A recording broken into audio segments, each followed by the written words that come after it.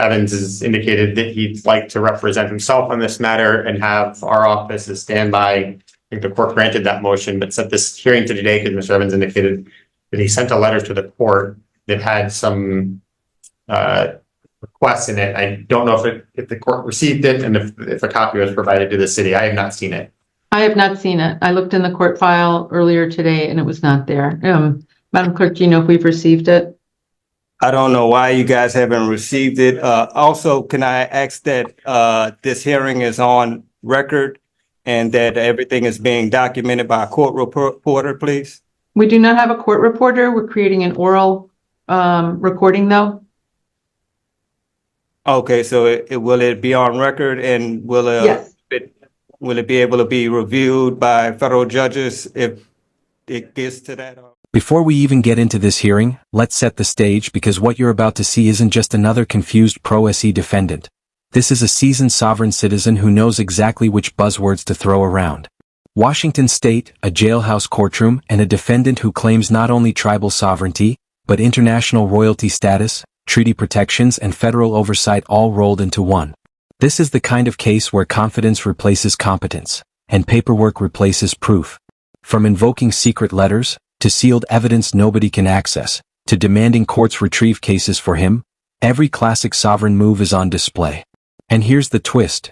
This man isn't new to the system. He's known for filing lawsuits against judges and courts themselves. So pay close attention to how calm, precise, and unshaken this judge remains, because what unfolds here is a masterclass in shutting down legal nonsense without ever raising her voice. Buckle up, this one escalates fast. Okay, I can read a copy of the letter. I mailed the letter out. There's no reason it shouldn't have reached you, but the letter had very personal and sensitive information regarding my sovereignty as a chief of a sovereign tribe that's federally and internationally recognized. I don't know why that letter didn't make it to you. I mailed it out last Tuesday, so it should have definitely gotten to you guys by now. I'm having issues with getting to the law library. I've been in the hole. It's like almost impossible for me to legally defend myself with the conditions within the jail. One thing I would like to ask, especially being that you didn't get that letter and I invoke my rights as a sovereign tribe, chief of a sovereign tribe, that if possible, you can give me a PR bond so I can properly get everything to you and make sure it's filed in the courts. I assure you, being that I invoke my rights as a sovereign tribal chief, that I will appear at court dates. I won't play with my rights like that. I have too much to lose. And I have a leg injury. But the main thing is my legal part and the getting the proper defense. And then the mail that I'm mailing out, it's not even getting to you. So I know I'm gonna have an issue defending myself from the inside of this jail. If you could do that for me, I humbly, respectfully ask that you give me a PR bond so I can at least properly defend myself, especially that I invoke my rights as a... Right here is where the sovereign citizen mindset really kicks in. Notice how the defendant isn't asking whether this is on the record. He's already assuming escalation to federal court. That's not confidence. That's preemptive deflection. Sovereign litigants often treat every hearing like it's destined for appeal, not because the law supports them, but because it gives them a sense of leverage. The obsession with documentation, recording, and federal review isn't about transparency. It's about creating the illusion that the judge is being watched. And the court doesn't bite. Instead, the judge calmly explains the process, grounding the hearing back in reality. This moment matters because it shows the contrast. One side is focused on legal procedure, the other on imagined authority. That gap only widens from here. I believe we've already had multiple bail hearings. I'm sorry, Madam Clerk, you were saying? I was just going to say that there was a letter that was faxed in that we received yesterday, and I just forwarded it to all parties. Okay, thank you. I'm going to take a moment to look at that then. I didn't see it in the file. In addition to that, I introduced evidence that will exonerate me. Mr. Evans, I can't read it and listen to you at the same time. I'm sorry, Your Honor. Also, Sir, I can't read and listen at the same time. I read slowly. sorry. Okay, I've read your letter. You've already had at least one bail hearing, because I remember it. I have not heard any change in circumstances such that you're not entitled to a second bail argument. Bail remains as previously set, $500 per charge. What tribe are you enrolled in? All of that, I don't want to reveal that information because it's private. That's why I invoked also the Peace and Friendship Treaty between the United States and Morocco, in which I do qualify for that. And also you can contact the Embassy of Morocco. No, so I'm familiar with that treaty, and it is a trade treaty. It has nothing to do with your right to commit crimes anywhere you feel like. No, ma'am. It has nothing to do with me committing crimes, but they will vouch that I am royalty, and Morocco has granted me as part of their royalty, and they will vouch for me. I assure you. You can't be a royalty in Morocco and a Native American. That's not possible. This is the heart of the performance. The defendant layers hardship, injury, incarceration limitations, and, most importantly, claims sovereignty, all to support one request: release on a PR bond. This is a classic strategy. Stack emotional appeals on top of unverifiable legal claims and hope the court treats them as interchangeable. But courts don't work on vibes, they work on verified facts. Claiming to be a federally and internationally recognized tribal chief, without naming the tribe, producing documentation, or demonstrating enrollment status is legally meaningless. The judge doesn't mock him, doesn't argue hypotheticals, and doesn't get dragged into mythology. She sticks to what matters: prior bail hearings, unchanged circumstances, and the legal standard. That's discipline, and it's devastating to arguments built on imagination instead of evidence. If you look at the evidence that I submitted, I assure you I am. I received no evidence. I received just your letter. Right. So I'm not going to. And the letter. I'm not going to grant your motion to dismiss. Okay. What are we doing? Okay. And I submitted evidence in the letter. I'm not denying. I'm not granting a motion to dismiss. I understand, but I submitted evidence in the letter as well. I've considered your letter, and I'm not granting your motion to dismiss. I understand. Okay. What are we doing? What about the evidence? What do you want me to do with the I don't have any actual evidence. I have your statements. Right. I submitted evidence in the letter. If you read it, you'll see that I submitted a civil case as evidence. You submitted you mentioned a civil case. I don't see the civil case. I have no access to this case.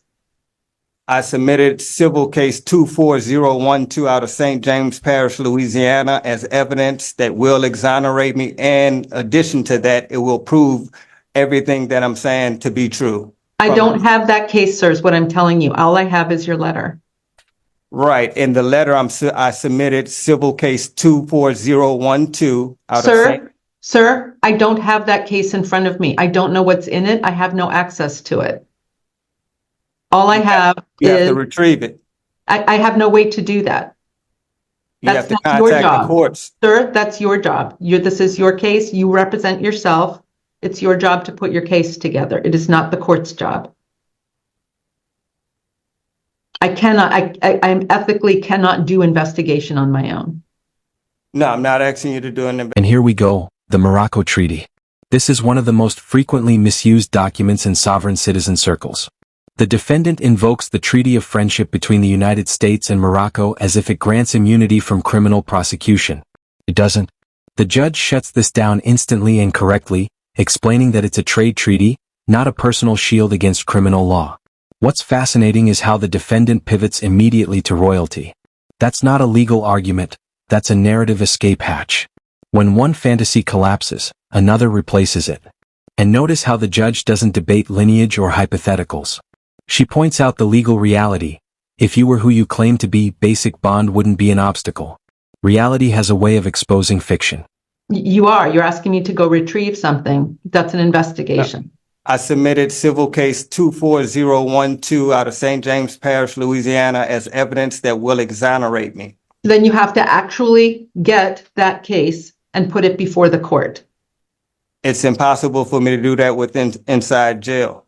You have a standby counsel. Perhaps you can talk to him about it. Are you gonna be able to retrieve that case for me?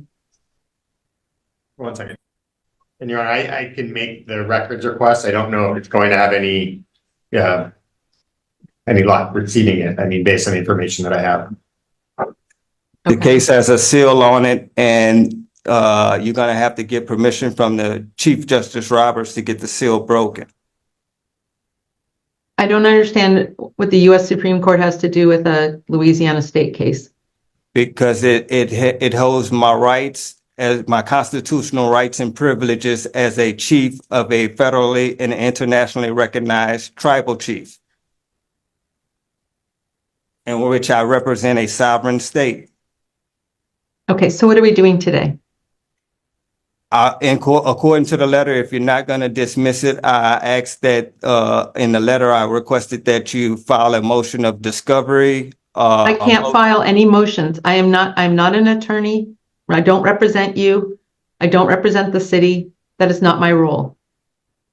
Okay, and you said you're not dismissing due to lack of evidence. Correct. I have read the police reports and did find probable cause to detain. And some of these cases are in review status. They've already been resolved and found guilty.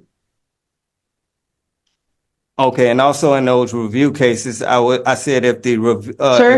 Sir, I'd really like to focus on what we're doing today. I've denied your motion. We need to move on.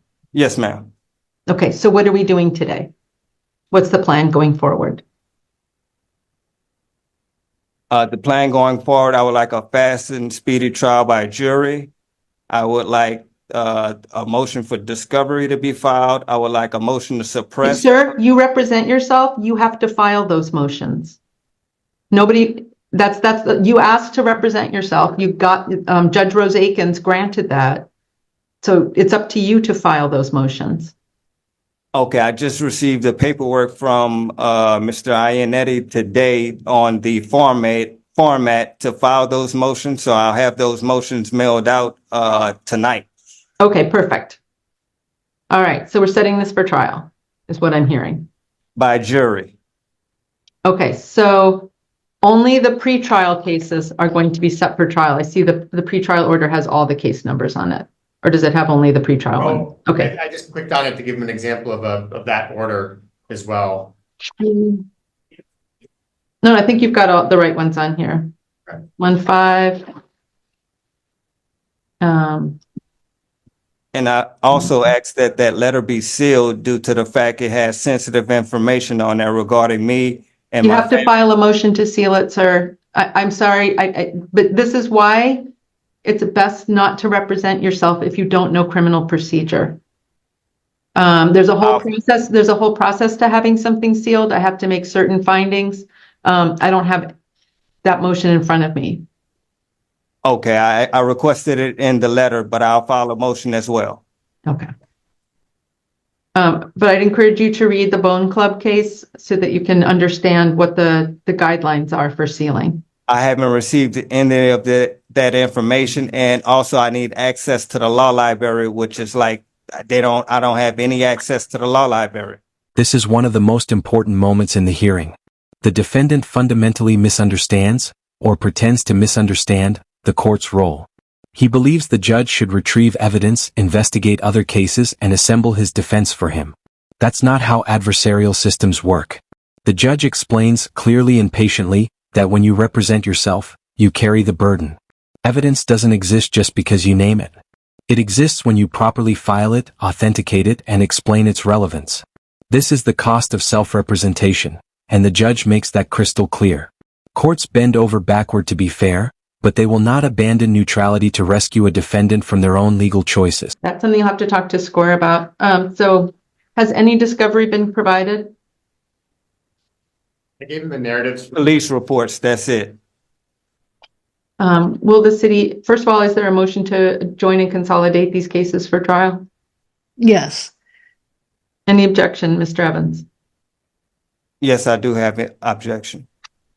So then you realize it'll take roughly 4 months to try these cases. Will I be sitting in jail the entire 4 months, or is it 60 days still?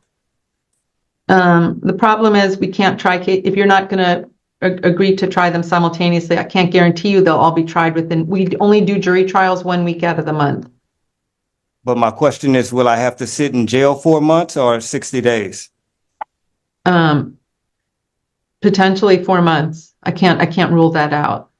And I'm not trying to pressure you into agreeing. I'm just setting out the facts. You do what you want to do. I just explained what joinder means and the benefits and disadvantages of joinders. So, Mr. Evans, what do you want to do? I want to do them all separately. Okay. We'll set them, here's what I'm going to suggest then. I'll put this out to you guys. You tell me what you want to do. Set them all in the June term, and then whichever one goes. But we'll have them all set so that it'll depend on who's available and such. Okay, but they are not joined. That unless somebody files a motion to actually hear it. But as of now, nothing is joined. Okay. Yes, Your Honor.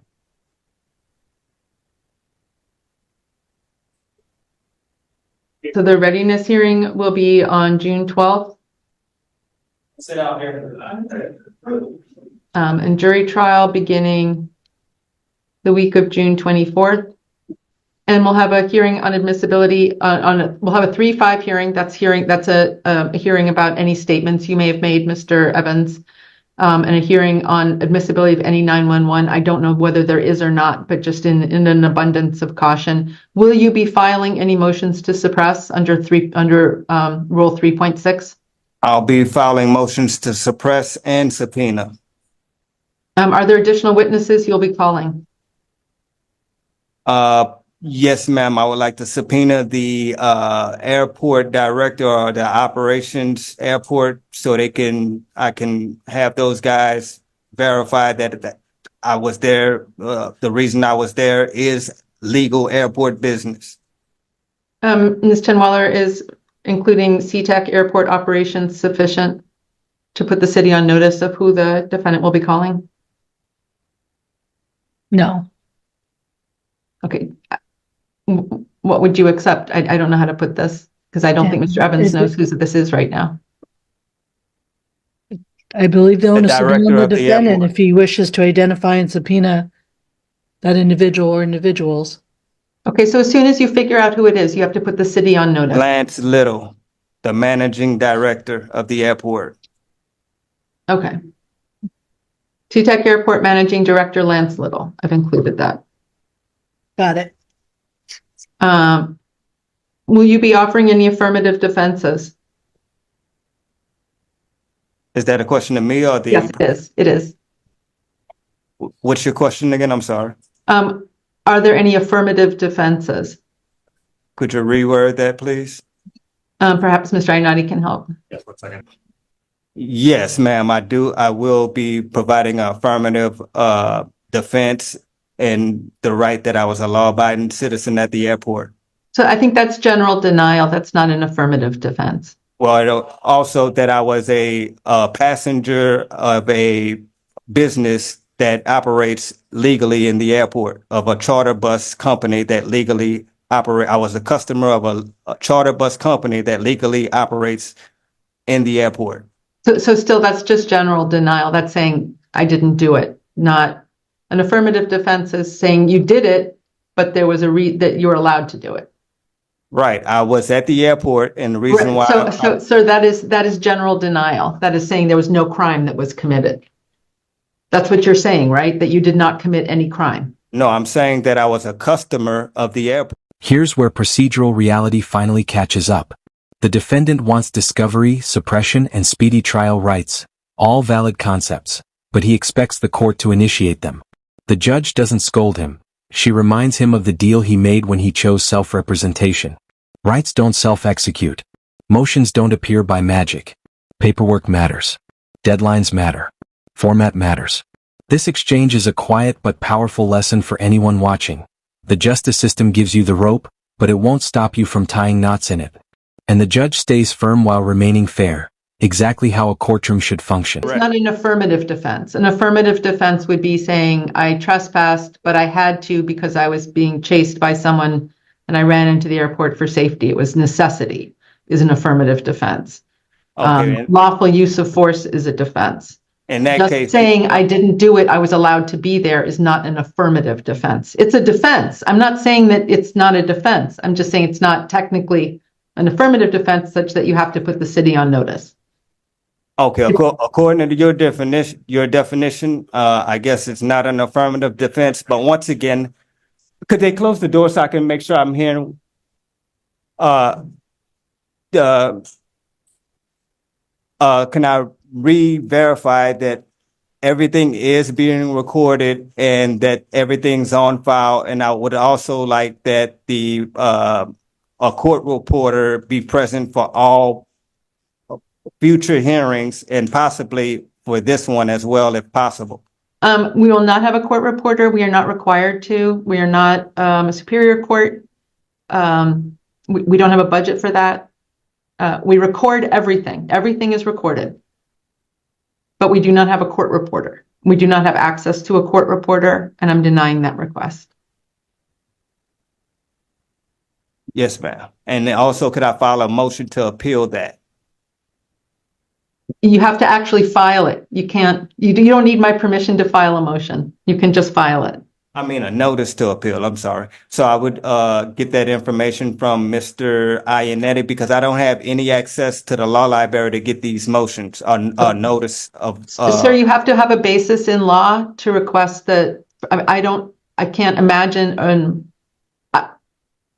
We are not courts of record in that sense, like a superior court. We do not have court reporters.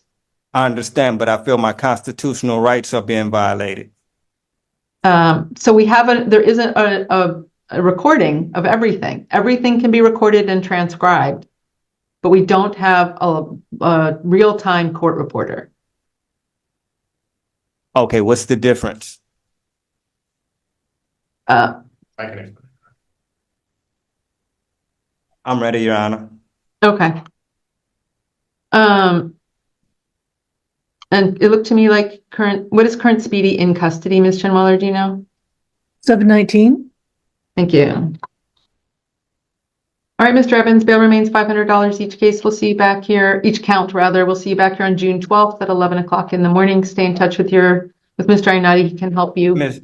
Judge, Your Honor, my bail was raised. Is there any explanation for my bail being raised? Some of my cases was $250. It went from $250. Yes, ma'am. Oh, I'm sorry. Did I mean I just said that I changed it right now? I see that. It was changed by the previous judge. It was raised to 500. She went just off the notion of what the lawyer said, which was inaccurate. And then the inaccuracy was passed on to you as well. And then you were about to redouble down on it. All right. Thank you for pointing that out, sir. I'm restoring bail to $500 per case.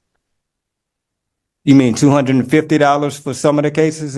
Well, it's $250 per count on cases that have 2 charges. All right, let me take a look at the paperwork I got and I'll let you know which one said $250 bail. Yes, Your Honor, I believe that the last hearing that it was pro tem judge and she set it at 500 per charge. And I think she misunderstood that when Ms. Chenweller advised her, it was supposed to be 500 per case. Correct. Okay, for a case ending in 2319, that was $250 bail. No, see, there are 2 counts. Look down below it. There are 2 counts. There's 1 count of criminal trespass in the 1st degree and 1 count of making a false statement. Both of them are $250. It's 1 case. Okay, so you combine the 2 charges and it comes up to 500. I got you. Correct. So it's 500 per case, but I'm restoring it to that. I believe there was a Scribner's error in the last order. And I thank you for correcting me, Mr. Evans, or pointing that out. So it is now, so on the case, and similarly, the case ending in 525, that's the last case.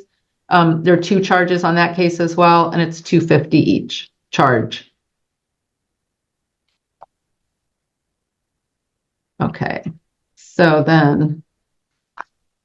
So was I right or wrong? You were right. I mean, I put it back the way it was, 500 per case. Okay, and I'll have trial for all 4. This is where choices start having real consequences. The defendant is faced with a strategic decision. Join cases for efficiency or separate them and risk extended jail time. The judge lays out the facts without pressure, without threats, and without persuasion. That's judicial transparency. When he chooses separate trials, he also chooses the risk of sitting in jail longer. There's no conspiracy here, no punishment, just math and scheduling realities. This moment exposes the difference between perceived rights and practical outcomes.